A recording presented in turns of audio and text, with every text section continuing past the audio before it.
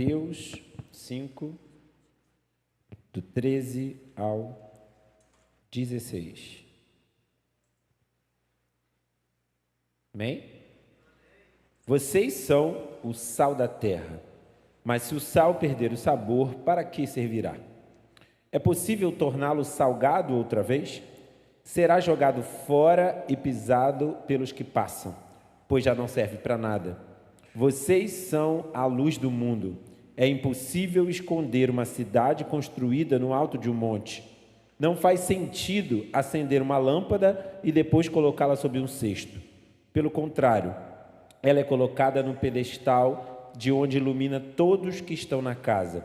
Da mesma forma, as suas obras devem brilhar para que todos as vejam e louvem seu Pai que está no céu. Vamos orar. Senhor, eu te peço, Pai, para que o Teu Espírito Santo possa conduzir a minha vida, falar através de mim. Eu de mim mesmo, Senhor, nada tenho. Ó Deus, que seja o Senhor a falar humildemente através da minha vida, para que a honra e a glória seja totalmente Tua, Senhor. Ó Deus, Tu tens liberdade nesse lugar. Espírito Santo, fala através da Tua palavra. A Tua palavra é viva, eficaz e poderosa. Fala através da Tua palavra. Toca nos corações, toca nas vidas nesse lugar, Senhor. É a minha oração. Ó Deus, usa-me apesar de mim, Senhor. Em nome de Jesus. Amém. Você com certeza já ouviu esse texto, né? Você já leu esse texto, é um texto muito conhecido, tem música, tem tanta coisa sobre esse texto, né? Sal e luz. Foi a primeira vez que eu preguei na minha vida, não lembro quantos anos eu tinha, foi num culto no lar. Eu era de uma igreja que fazia culto no lar, e talvez todo mundo aqui, né? Antigamente fazia muito, igreja pequena, fazia toda sexta-feira tinha culto no lar. E eu e Cíntia, a gente sempre foi... essa expressão é feia, né? Rato de igreja, mas não é isso. A gente estava sempre todo dia. Segunda-feira a gente ia para a reunião de jovens, a gente namorava nessa época. Segunda-feira a gente ia para a reunião de jovens, terça-feira tinha culto de oração, quarta-feira tinha alguma coisa que eu não me lembro o que era, quinta-feira tinha estudo bíblico, sexta-feira tinha culto no lar, e sábado, segundo sábado tinha culto de ação social, terceiro sábado tinha culto jovem, e no domingo EBD e o culto da noite. E a gente estava todos os dias lá. A gente tinha aí nossas 18, eu tinha 18, ela era mais nova, 19 anos, e eu me lembro que eu fui no culto no lar, e o pastor, nosso pastor, ele se chamava Vael, ele já faleceu, já está na glória, e ele me pediu, sabe aquela coisa assim, você vai dar a palavra agora, sem avisar, era sem avisar, era assim, sem avisar, o irmão David vai trazer a palavra agora. Aí tremendo, abri a Bíblia nesse texto, exatamente nesse texto. Eu me lembro que foi a primeira vez que eu preguei na minha vida, foi exatamente nesse texto. Preguei não, né? Enganei ali, dei uma pequena palavra, enfim. Mas nós vamos refletir um pouco sobre esse texto. Ontem só, né, o pastor falou de manhã, vou reforçar hoje. Ontem nós tivemos, foi uma série, na verdade, né, de 2 dias, Revolução Invisível. Nós estamos falando sobre a revolução e a transformação que o Senhor faz dentro de nós e através das nossas vidas nas outras pessoas. E é uma revolução coração a coração, uma revolução que começa de dentro, que flui de dentro para fora e vai contagiando todos aqueles que estão ao nosso redor. E ontem nós estivemos aqui, o pessoal da Atos 2 estava aqui, veio o pessoal da juventude para louvar, veio o Lucas, veio pregar, ele é meu amigo. Ele veio pregar aqui, pregou sobre, né, transformados por dentro, refletidos por fora, foi a mensagem de ontem, uma bênção, foi de Deus, né? Eu entendo que ontem tinham várias atividades, eu já imaginava que o pessoal estava ocupado, tinha atividade no Espraiado, tinha 70 anos do pastor Elisiel lá em Ponta Grossa, teve o curso de capelania aqui o dia todo, e nós entendemos, né? Mas você está perdoado, só você vir no próximo, em novembro, ok? É o nosso, dezembro, acho que não tem a live, porque já é a semana ali do Natal, então novembro, nosso última live, venha, esteja aqui com a gente, né? Última live de sábado, esteja aqui com a gente. A gente vai fazer lá atrás, a gente vai fazer uma celebração especial, a Lívia não está aqui para falar o inglês, worship sessions. A gente vai fazer acústico, cantando as músicas que a gente já costuma cantar, mas numa versão diferente, mais voltada assim para uma adoração, uma contrição ali, um momento de oração. Vai ser muito legal e você é nosso convidado já marca aí a data, dia 23 de novembro, para estar aqui com a gente, que é o último sábado, se não houver mudanças, mas as datas a gente depois confirma. E hoje o nosso tema é mudando o mundo, um coração de cada vez. Transformados por dentro, refletidos por fora, nós falamos ontem sobre como nós somos transformados, nosso interior ele é transformado dia a dia, a cada encontro com o Senhor, a cada momento de busca, de oração, de leitura da palavra, cada vez que nós nos aproximamos de Deus, nós enxergamos, nós conhecemos mais de Deus, nós vemos mais os nossos erros, os nossos pecados, aquilo que em nós precisa ser transformado e refletido nas outras pessoas. As outras pessoas precisam ver essa mudança, essa transformação que Cristo faz através das nossas vidas. E hoje nós vamos falar sobre como ser sal e luz é importante para a revolução provocada pelo Evangelho. Como sermos de fato sal e luz vai fazer toda a diferença, mudando o mundo um coração de cada vez. Às vezes a gente fala sobre mudar o mundo, tem uma música do Fernandinho, o hino, que tem um pedaço lá no final que fala: vamos mudar o mundo, vamos mudar o mundo. E aí certa vez alguém falou para mim assim, é muita petulância dizer, esses jovens dizendo que vão mudar o mundo. Mas, na verdade, todos nós, servos e filhos de Deus, lavados e remidos no sangue de Cristo, portadores da mensagem do Evangelho, somos os agentes da mudança do mundo, um coração de cada vez. Às vezes a gente pensa em mudar o mundo, vamos mudar tudo de uma vez só, tudo assim no estalar de dedos, o mundo vai se transformar. Não, a mudança é um coração de cada vez, aquele seu amigo, aquele seu parente, aquele seu colega, aquela pessoa que você decidiu dedicar um tempo e discipular, e você ganha aquela pessoa se rende ao Evangelho, aquele coração é transformado, aquele mundo mudou, você vai para outra pessoa, e aquela pessoa que mudou vai para outro, e assim nós vamos espalhando o Evangelho. Foi assim que o cristianismo se espalhou no mundo todo. Hoje nós somos a maior religião do mundo. O cristianismo é conhecido no mundo inteiro, mas começou lá em Jerusalém, com aqueles 12 discípulos. E Jesus aqui, ele está, o contexto desse texto aqui é o Sermão do Monte. Ali no Evangelho de Mateus, do capítulo 5 ao versículo 7, Jesus vai ali, ele tinha acabado de escolher os seus 12 discípulos, aquela multidão o seguia, ali por conta do que ele pregava, dos milagres que ele estava fazendo, das coisas, do movimento que Jesus estava fazendo, e ele leva aquelas pessoas ali para aquele lugar, para aquele monte, e ele faz o seu sermão, e ele começa a falar uma série de coisas, e esse ensino sobre ser sal e luz está dentro do Sermão do Monte. Nós não vamos falar sobre todo o sermão, mas isso aqui é uma mensagem de Jesus para aqueles 12 discípulos que revolucionariam, tá certo? Fariam a revolução no mundo. Às vezes a língua enrola. Os 12 que Jesus escolheu, Judas cooperou com o projeto da salvação, ele estava ali no plano.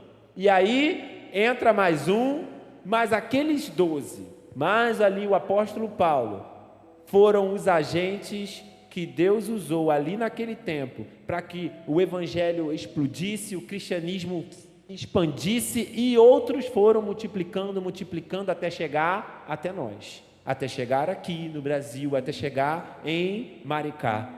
E nós continuamos esse trabalho. Nós somos discípulos de Cristo. Nós somos sal e luz. Israel, eles esperavam, quando eles esperavam pelo Messias, eles esperavam um rei, um guerreiro, um rei libertador, queria libertar Israel através da força, através da guerra, como eram os reis, passados, através do poder bélico ali, um conquistador. E Jesus se apresenta de forma totalmente contrária. Ele vai ali no Sermão do Monte, ele vai apresentar um reino, na verdade, espiritual. Israel estava esperando o estabelecimento de um reino terreno. Olha, o Messias virá e vai estabelecer um reino, e vai ser um reino terreno, e nós vamos governar, nós vamos dominar. Israel vai estar nas cabeças. Mas vem Jesus anunciando um reino espiritual, dizendo que o reino dele, na verdade, era uma transformação que começa no coração e se reflete nas atitudes diárias. O reino de Deus pregado por Jesus ali, o reino de Deus que Jesus veio anunciar para nós e que nós fazemos parte, é uma transformação interior que vai refletir nas nossas atitudes diárias. O que Israel esperava era um grande libertador e conquistador, um guerreiro, mas na verdade Jesus veio para trazer uma libertação muito maior, uma libertação espiritual, a libertação do poder do pecado sobre as nossas vidas, uma libertação genuína que nos traria uma vida eterna. Teologicamente, o uso do sal e da luz tem um profundo significado. O sal ele era vital para a preservação dos alimentos, simbolizando a capacidade dos discípulos de conservar os valores do reino e proteger o mundo da decadência moral e espiritual. Então, por que Jesus usou sal e luz? O sal naquela época servia para proteger os alimentos, para que eles não apodrecessem. Que não tinha geladeira, né? A gente precisa se transportar para aquela época. Hoje você compra, faz uma compra do mês, bota tudo no freezer, congela e vai durar o mês todo.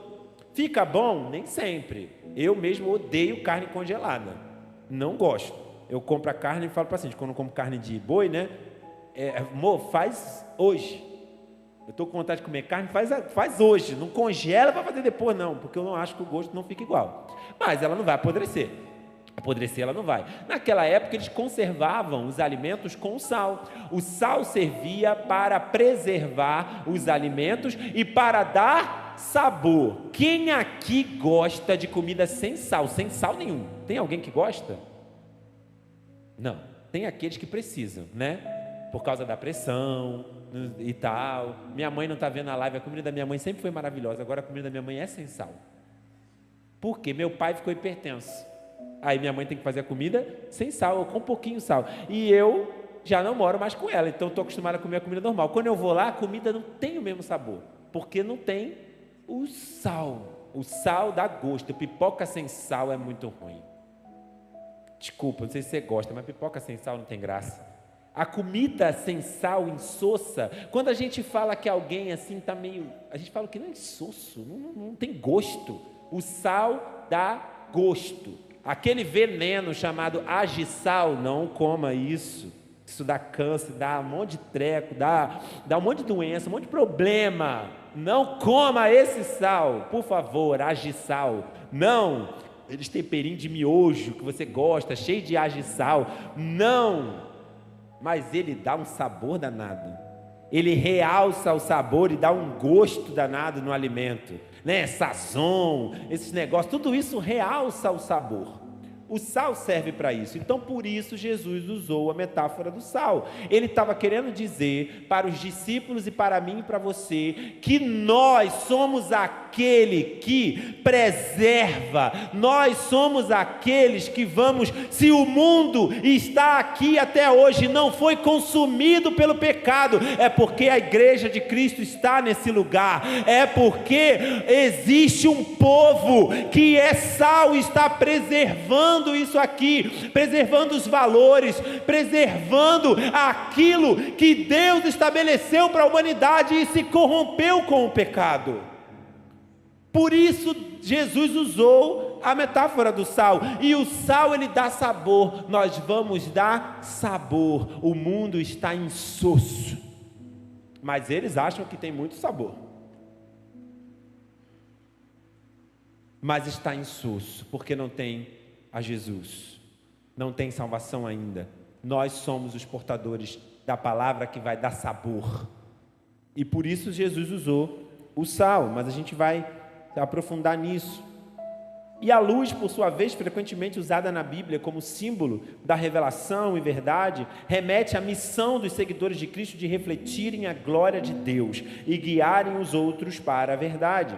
Assim, Jesus não apenas descreve o papel dos cristãos no mundo, mas também os responsabiliza por seres agentes da mudança, transformando a sociedade ao seu redor através das suas ações, que devem fluir de um coração que já foi transformado.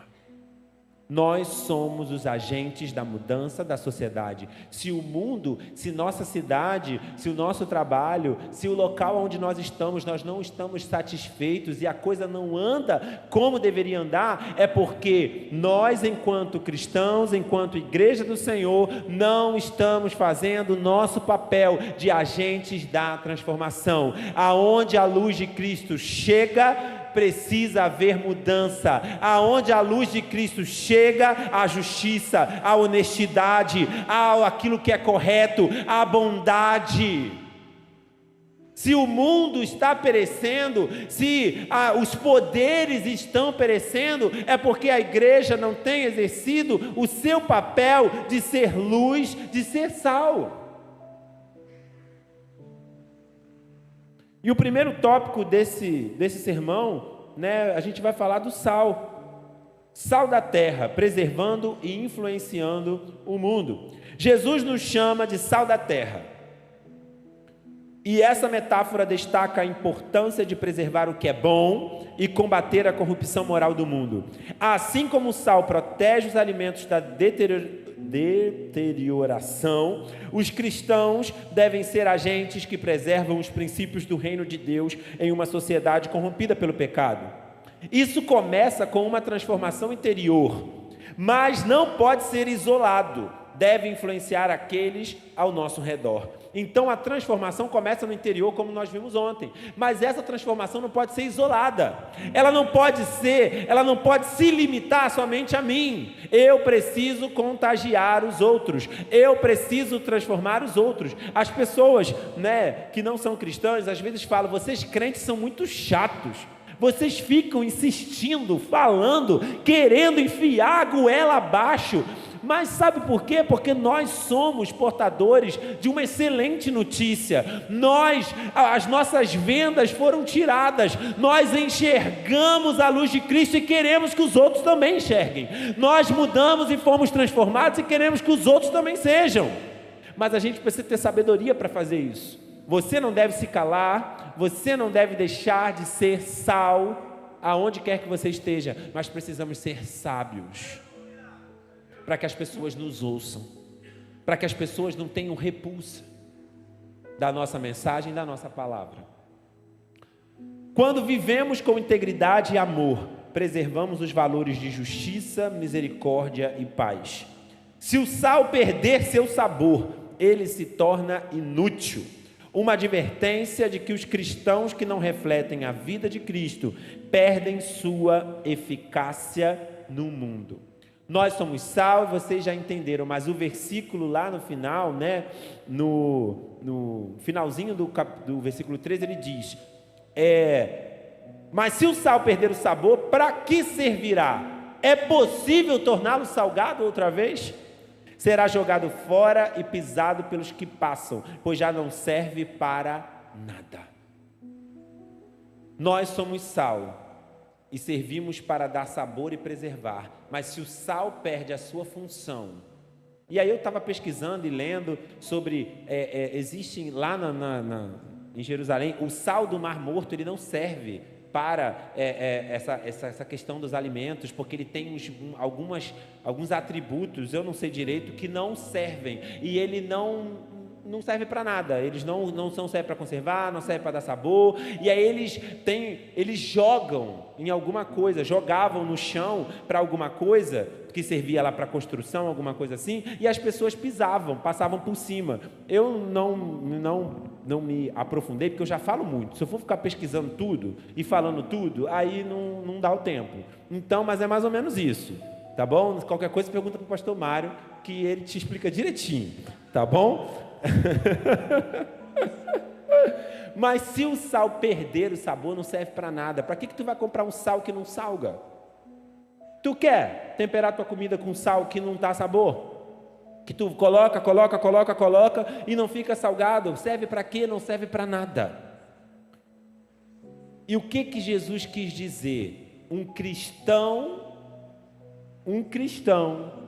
que não exerce o seu papel de influenciar o mundo e de fazer a diferença, preservando os valores do reino e dando sabor, se ele não faz isso, ele não serve para nada, vai ser pisado pelos homens. E os homens vão nos apontar e dizer: olha o crente, olha o cristão, olha o que ele está fazendo, olha o que ele está dizendo.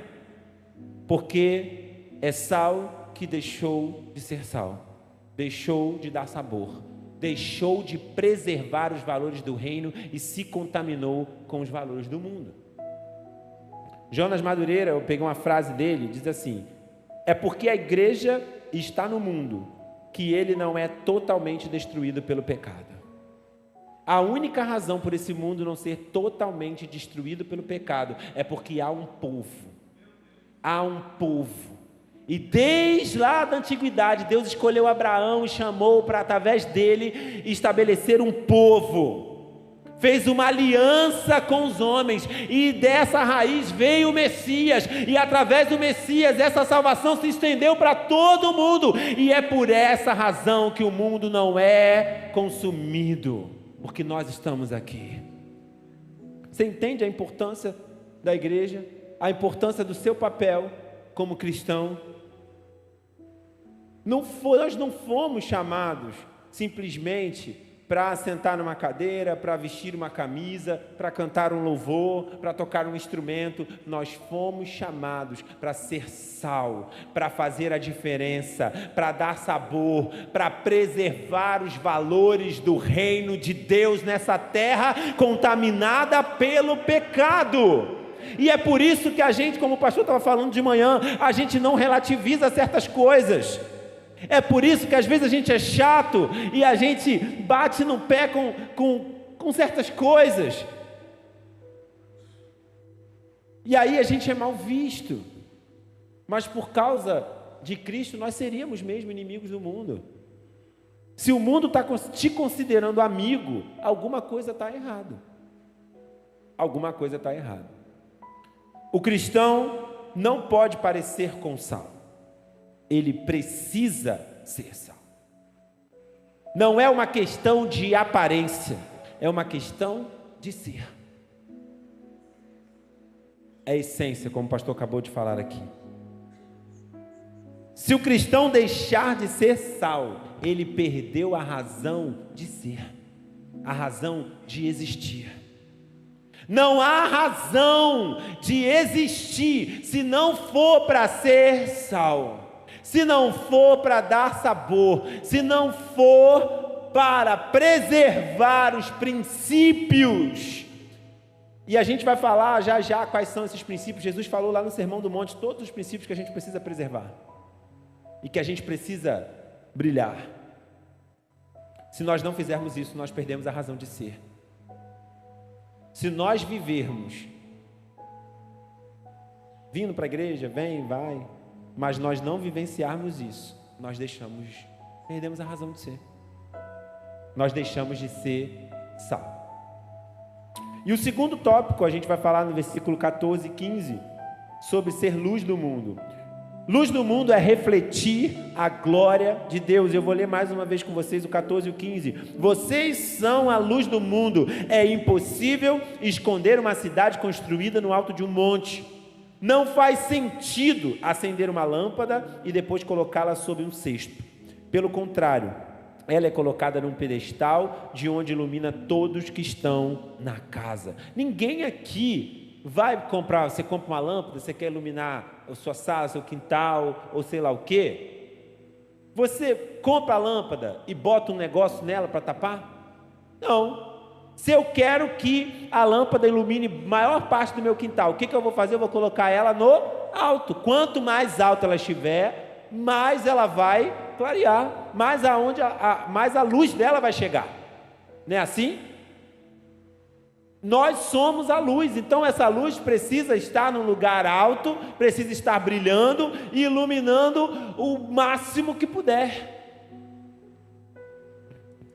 Jesus, ele nos chama de luz do mundo, um título que ele mesmo recebeu em outros contextos. O próprio Cristo recebeu esse nome. A referência de luz do mundo em outros contextos vai se aplicar a Jesus. Jesus usa esse mesmo termo a nós. Nós somos os representantes de Jesus nessa terra. Nós brilhamos, sabe, não é igual você aprendeu lá em ciências, tem luz própria, não tem luz própria. Estrela tem luz própria, planeta não tem luz própria. E a lua, por exemplo, ela tem luz própria? Não. Por que você vê a lua lá no céu brilhando? Por causa do sol. O sol tem luz própria. Jesus é o sol da justiça. A nossa luz vem dele. Nós não temos luz própria. A nossa luz, qualquer coisa que há de bom em nós, vem do Senhor. Não vem de nós mesmos. A luz, ela tem o propósito de revelar o que está oculto e guiar as pessoas no caminho certo.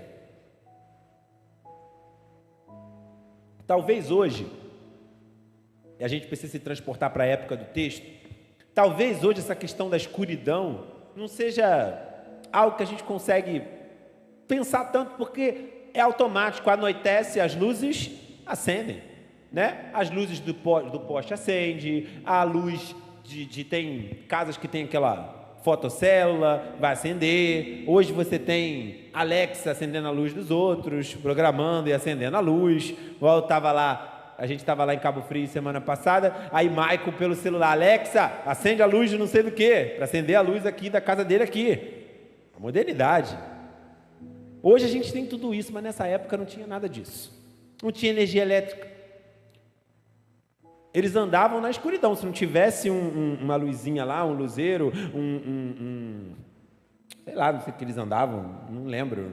Enfim, tinha que ter luz em algum lugar. Não era lampião, né? Naquela época, a lamparina. Tinha que ter a luz.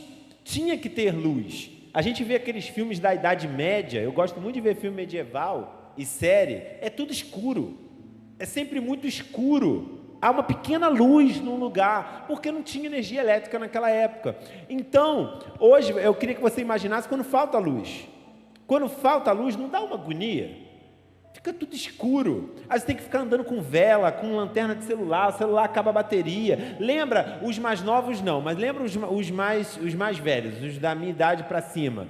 Não tinha celular antigamente quando faltava luz, não tinha esse negócio de lanterna, de ficar com lanterninha de celular. Só se você tivesse uma lanterna em casa. Seu pai tivesse uma, nem sempre tinha várias. E a vela, a caixinha de vela. E quando acabava a luz que não tinha vela, minha mãe me mandava ir na barraca comprar vela. E tinha que correr, porque os vizinhos também iam comprar vela. Senão acabava. E eu morava num lugar assim, entendeu? Muitas casas. Todo mundo coladinho. Acabasse, podia pedir para o vizinho, você me entendeu, né? Todo mundo coladinho, assim. E faltava luz, a gente estava calor. Aí você ia para o portão, porque não aguentava ficar ali, mas dava uma agonia. Aí quando volta a luz, o que todo mundo faz? Êêêê! Porque a luz voltou. A luz, ela traz alegria. A luz traz alegria. É tão bom saber que está de noite, mas que lá pelas 5 da manhã, 6 da manhã, o sol vai brilhar. E o dia vai raiar. Quando está nublado, fica nublado vários dias. Aí, quando o sol sai, é tão bom. Não sei se você tem essa sensação, mas é muito bom quando o sol sai. E aí você consegue sentir, quando ele está brilhando demais, a gente fica meio agoniado, porque ele está brilhando demais. Mas, né, fica um calor danado, mas é bom, aquele solzinho da manhã, estava frio vários dias. Eu falo para a Cíntia que eu tenho vontade na Europa. Pastor falou da viagem, né, da Europa, eu tenho maior vontade na Europa. Embora eu com certeza vou achar sujo, fedorento, e coisa, porque eu sei que não é como pinta na televisão, mas tenho vontade de ir. A gente vê, só que eu falo para ela, não queria morar lá, porque é triste, porque não é cinza, é frio, e isso me dá agonia, porque é meio que depressivo, não gosto. Eu gosto do sol, eu gosto de praia, eu gosto do calor. Frio, 2 dias, 3 dias, 4 dias, mas daqui a pouco o sol tem que vir. O melhor tempo que tem é o friozinho de noite e o sol durante o dia. Faz aquele solzinho, aí de noite esfria, você aproveita, é o melhor dos 2 mundos. Você aproveita isso, é muito bom, mas não é sempre, ainda mais aqui no Brasil. É uma loucura só o tempo. Mas a luz é muito importante. A luz, ela é essencial. A luz, ela traz alegria. A luz, ela mostra determinadas coisas. Na luz, quando você está lá no espelho da sua casa, que você acende a luzinha do espelho, aí você olha assim, estou ficando velho. Aí você começa a enxergar determinadas coisas. Aí você começa a deixar, eu gosto, as luzes mais amenas. Nada de luz muito forte, porque revela muito. Vamos deixar a luz mais amena. O pregador não é tão jovem. Então vamos deixar a luz mais amena. Mas a luz, ela mostra. Você consegue ver todas as imperfeições. Você consegue ver tudo que está errado. Uma parede foi embolsada. Aquele embolso está muito bonito. Acendeu a luz, Jesus amado, apaga. Que está tudo torto, a barriga, cheia de coisa, faz aquela textura para disfarçar. Nós precisamos ser a luz, brilhar a luz de Cristo, no mundo escuro, no mundo em trevas por causa do pecado, para que essas pessoas consigam enxergar quem elas são, o estado que elas estão, e mudar e ser transformada. Por isso, Jesus fala para mim e para você, para aqueles discípulos: vocês são a luz do mundo, vocês precisam brilhar. Não faz sentido vocês serem a luz e andarem escondidos. Não faz sentido, ninguém acende uma luz e esconde ela debaixo de uma mesa.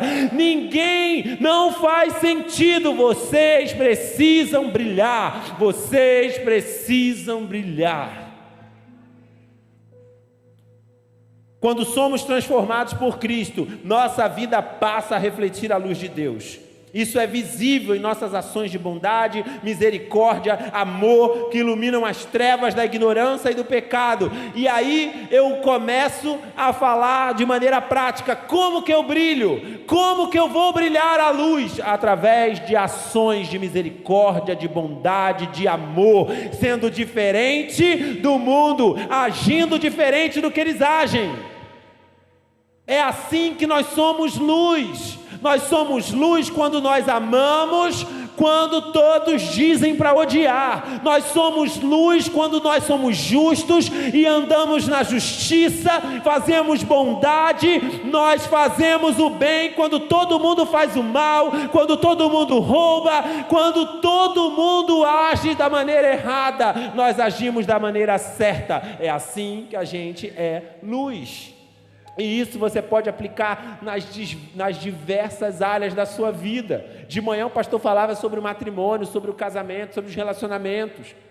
Em tantas outras áreas, nós precisamos aplicar isso. Assim como a cidade no alto de uma colina não pode ser escondida, o cristão que vive de acordo com os ensinamentos de Jesus se destaca por suas boas obras. O cristão precisa estar em lugares altos, não para serem superiores ou para serem vistos, mas para, como um holofote, iluminar a todos ao seu redor. E eu estava ouvindo o Jonas Madureira falando sobre isso, e aí ele falou sobre não sei o que, do holofote de alguém, um cara lá de fora, esqueci o nome agora. E aí eu achei muito interessante, porque o holofote, imagina, você já viu o teatro, né? Aquela luz que vem só em cima da pessoa, você vê a luz, mas você não vê o holofote. O cara está lá com o holofote assim, e ele vai botando o holofote num lugar, ilumina, mas você não vê o holofote, você só vê a luz.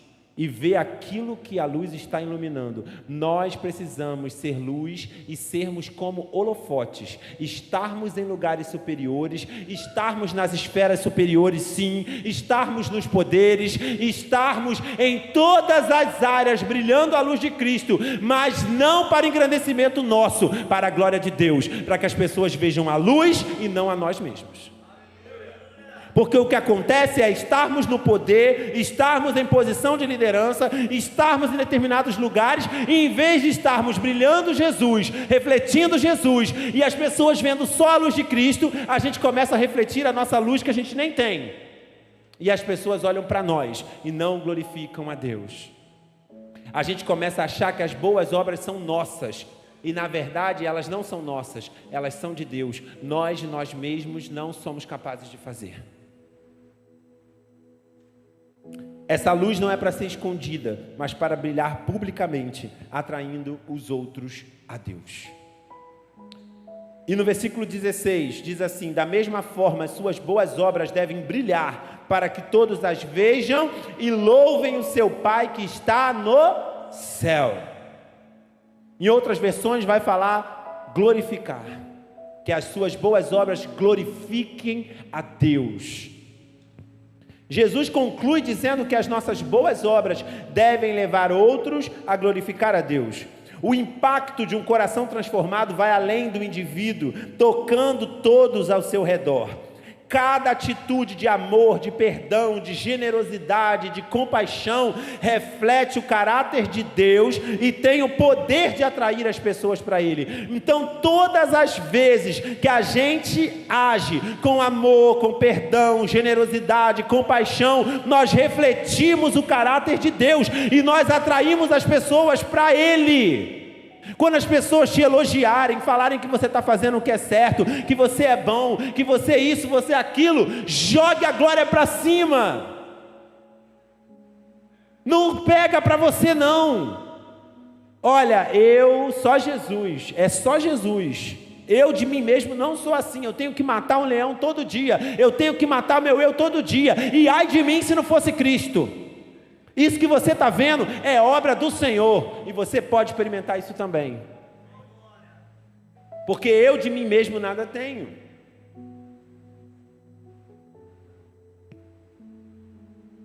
As boas obras, portanto, não são um fim em si mesmas, mas um meio de revelar quem Deus é ao mundo. Todas as obras de um cristão precisam apontar para Jesus, a fim de que Ele seja glorificado. A glória não pode ser nossa. Todas as obras de um cristão precisam apontar para Jesus. Jesus é a essência de tudo. Tudo que a gente faz precisa apontar para Jesus. Então você não precisa ficar perguntando: isso é pecado, isso é errado, posso fazer, não posso fazer? Isso que você está fazendo glorifica a Deus? Isso que você está fazendo aponta para Jesus? Isso que você está fazendo vai glorificar a Deus? Vai fazer com que as pessoas, pensem, reflitam sobre Deus, sobre o reino, sobre o evangelho? Amém, então pode. Não é assim, não serve para isso, então não faça. Então não é para fazer. E você não precisa ficar perguntando o tempo todo: é pecado, não é pecado, vai fazer, não vai fazer? Quando vivemos de maneira que aponta para Cristo, somos instrumentos da mudança, começando por nossa própria vida e alcançando as vidas daqueles que nos cercam.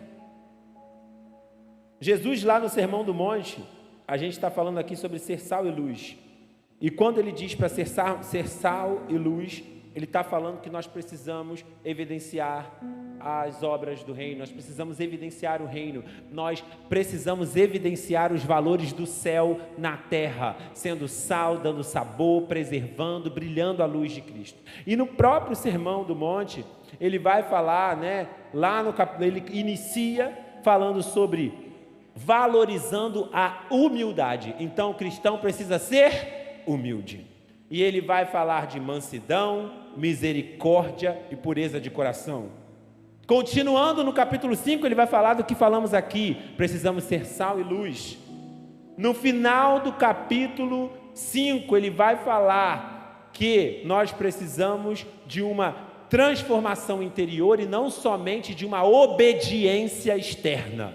Não adianta obedecer externamente sem estar transformado no seu interior, porque não dura, não adianta.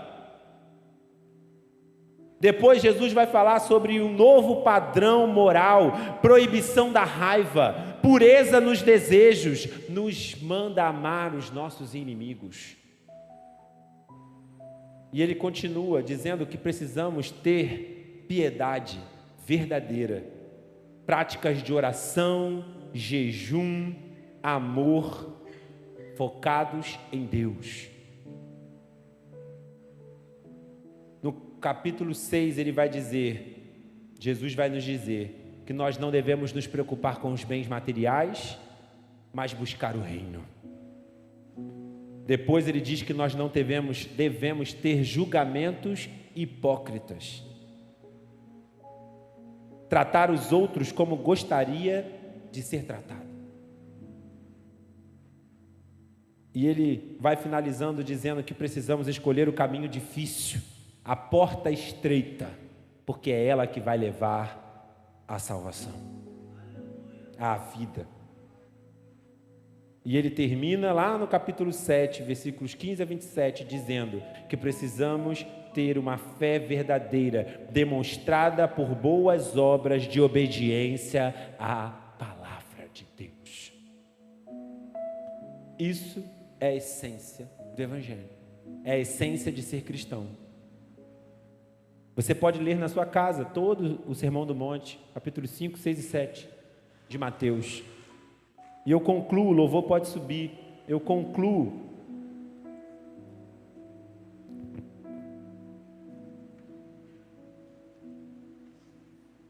O encontro com Jesus inicia uma transformação pessoal e profunda. Mas essa mudança nunca deve permanecer apenas interna. Ela deve se manifestar através das nossas atitudes, das nossas ações, afetando a todos ao nosso redor. Como sal e luz, somos chamados a preservar o que é bom, iluminar o mundo, mostrando o caminho de volta a Deus. E eu vou repetir isso, convido você a se colocar de pé. Como sal e luz, você é chamado a preservar o que é bom, iluminar o mundo e mostrar o caminho de volta para Deus. E o caminho é Jesus. Eu estou aqui anunciando essa palavra para mostrar para você que talvez ainda não encontrou esse caminho. Há um caminho de volta até Deus, e esse caminho é Jesus. Essa mensagem, essa palavra pregada é para que você entenda que há salvação em Jesus, há libertação em Jesus. Jesus te chama a ser também um discípulo, a brilhar a luz, a ser sal, a salgar essa terra, a ser relevante nesse tempo e brilhar a luz de Cristo na escuridão. Um coração verdadeiramente transformado por Cristo inevitavelmente influenciará o mundo ao seu redor, mudando um coração de cada vez. Que nossas vidas sejam instrumentos de transformação, para que todos possam ver a glória de Deus. Na história da igreja, a igreja sempre foi relevante. Aonde a igreja estava, aonde os cristãos estavam, havia mudança, transformação, havia a influência do reino. As grandes faculdades que nós temos nasceram no berço da igreja. Grandes nomes que nós conhecemos, invenções que nós usamos hoje, tudo isso surgiu no meio da igreja, no meio do povo de Deus. Nós precisamos, como igreja, estarmos em todas as esferas da sociedade. Não se limite, não se prenda, seja um farol, seja na prefeitura, na Câmara dos Vereadores, seja na Câmara dos Deputados, seja lá em Brasília, seja seja numa empresa de engenharia, seja numa multinacional, seja numa faculdade, seja na escola, seja onde for, seja numa loja, seja num comércio, no mercado, seja onde for, nós precisamos ser agentes do reino, brilhando a luz de Cristo, sermos relevantes, fazermos a diferença e influenciarmos os corações para que eles sejam transformados também. Não tem como sermos sal e sermos luz escondidos, trancados dentro das nossas casas, sem falar com ninguém. Eu posso fazer isso pela internet, posso fazer isso pela rede social. Você pode, mas meu irmão, nada como contato físico. E a gente sabe disso, porque na época da pandemia tudo era tão artificial. E eu convido você, nós vamos cantar uma canção para finalizarmos. Enquanto nós estivermos cantando essa canção, se você sentiu no seu coração o desejo, talvez você ainda não entregou a sua vida ao Senhor Jesus, e você sentir esse desejo, você pode vir aqui à frente, nós vamos orar por você. E se talvez de alguma forma essa mensagem impactou você já é salvo, você já é batizado, você está em comunhão com a igreja, mas algo moveu no teu coração e você deseja vir aqui à frente, você deseja dizer: Senhor, eu quero mais, eu quero brilhar mais, eu quero salgar mais, eu quero ser mais relevante, me ajuda, Senhor, eu quero fazer a diferença. Você vem aqui à frente, nós vamos orar por você. Se você deseja retornar aos caminhos do Senhor, vem até aqui à frente, nós vamos orar por você. Se você deseja ser batizado, se você deseja professar isso publicamente, nós vamos orar por você. Você pode vir aqui à frente enquanto estivermos cantando essa canção. E talvez você tenha vergonha, não queira vir, mas que você possa fazer dessa canção a sua oração. Sonda-me, Senhor, conhece, quebranta o meu coração, transforma-me conforme a tua palavra. E você pode externar a sua decisão para aceitar Jesus, se batizar, retornar aos caminhos do Senhor, pegando um cartão que está aí na frente da sua cadeira, preenchendo e entregando lá na portaria. Mas não saia daqui sem tomar a sua decisão, sem expressar a sua decisão tomada. E faça dessa canção a sua oração. Peça para o Senhor te fazer um farol, brilhando noite e dia à luz de Cristo Jesus. Amém. Vamos louvar ao Senhor.